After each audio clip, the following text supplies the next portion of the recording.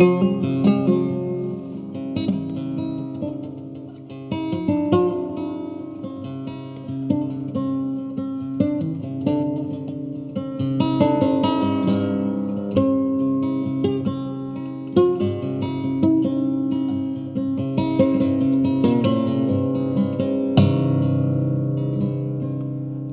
benim derdime bir derman eyle. Gel benim derdime bir derman eyle. Alemler derdine derman olansın, derman olansın.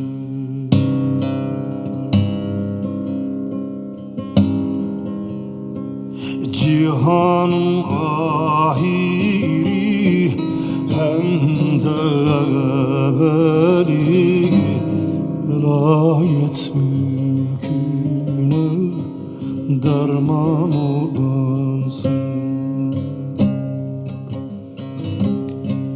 Cihan ahirim hem de evveli velayet mülküne derman olansın.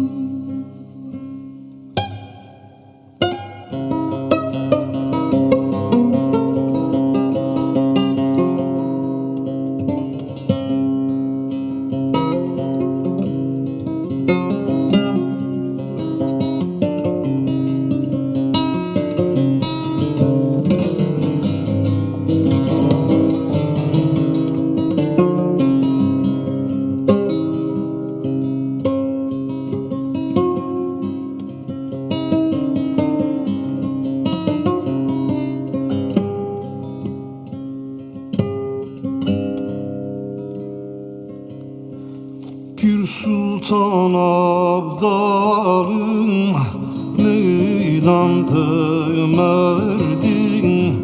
Pir Sultan Abdal'ın meydanda merdin.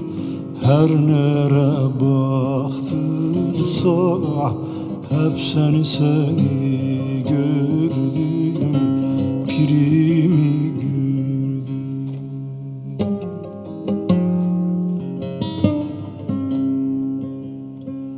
Elinde tesbihin evradımı verdim. Garip